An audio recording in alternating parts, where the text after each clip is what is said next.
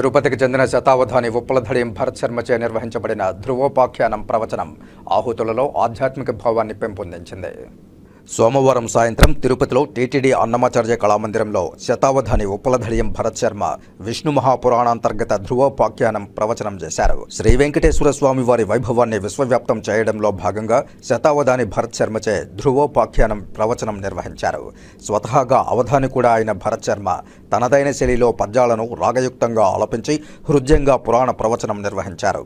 ధ్రువుని భక్తి, విష్ణు సేవ తత్పరత, నిరంతర దీక్ష, సాధన, తల్లిదండ్రులపై భక్తి తదితర విష్ణు మహాపురాణంలోని అంశాలను తన ప్రవచనంలో వివరించడమే కాకుండా పురాణాలను నేటి సమాజానికి ఏ విధంగా అన్వయించుకోవాలో కూడా విపులంగా తెలియజేశారు. ఈ సందర్భంగా ప్రవచనకర్త ఉప్పలధడియం భరత్ శర్మను రాయలసీమ రంగస్థలి చైర్మన్ గుండాల గోపీనాథ్ రెడ్డి, చిగోరా ఆధ్యాత్మిక కేంద్రం వ్యవస్థాపకులు చిత్రపు హనుమంతరావు శాలువతో సత్కరించారు. ప్రసిద్ధ పుణ్యక్షేత్రము, కలియుగ వైకుంఠంగా ప్రసిద్ధి నొందినటువంటి తిరుపతి క్షేత్రంలో అన్నమాచార్య కళామందిరంలో ధ్రువోపాఖ్యానం అనే అంశం మీద ప్రవచనం చేసే మహాభాగ్యం కలిగినందుకు అదృష్టంగా భావిస్తూ ఉన్నాను. మన సనాతన ధర్మాన్ని అధునాతన కాలంలో కాపాడుకోవడానికి మన పౌరాణిక వృత్తాంతాలు, వాటి నుంచి మనకు నేటి సమాజానికి ఎటువంటి సందేశాలనైతే అన్వయించుకోగలమో అటువంటి సందేశాలను ప్రసంగ మాధ్యమాల ద్వారా, అలాగే ప్రవచన మాధ్యమాల ద్వారా నేటి యువతకు అలాగే ప్రజలందరికీ కూడా తెలియాల్సిన అవసరం ఎంతో ఉంది.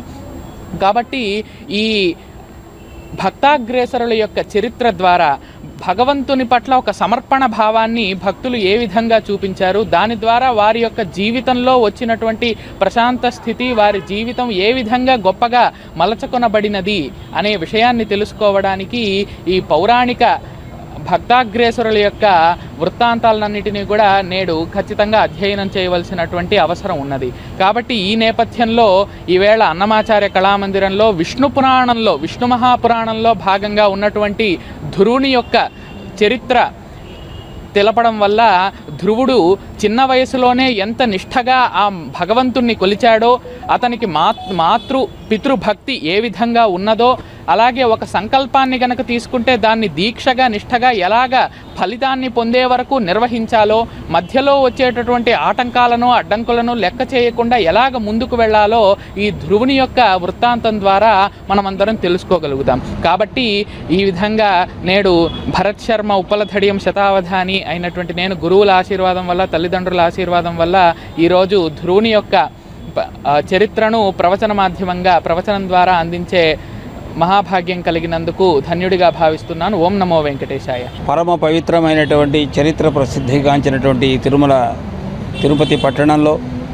అన్నమాచార్య కళామండపంలో యువకుడు, విద్యార్థి అయినటువంటి శతావధాని బిరుదాంకితుడు శతావధానం చేసి 78 శతావధానాలు కూడా అవధాన కార్యక్రమాలు పూర్తి చేసినటువంటి భరత్ శర్మ ఈరోజు ఈ అన్నమాచార్య కళామండపంలో ధ్రువ చరిత్ర గురించి చెప్పడం అంటే ధ్రువుడంత కీర్తి ఇతనికి రావాలా. మనం నిత్యము కళ్యాణాల్లో ధ్రువంతే రాజా వరుణ అనేటువంటి శబ్దం ఎందుకు వస్తుందంటే ఆ ధ్రువుని యొక్క ఆ భగవదారాధనకు మెచ్చి ఆయనకు ఆ వరం ఇచ్చారు కాబట్టి కళ్యాణాల్లో ఆ మాట వింటాం. ఈ కార్యక్రమాలన్నీ కూడా చేసి నేటి యువతకు ఇలాంటి సాంప్రదాయబద్ధమైనటువంటి ప్రవచనాలు విని యువత కూడా మంచి మార్గంలో నడవాలని, తల్లిదండ్రులు యువతను ప్రోత్సహించాలని దీని ద్వారా కోరు.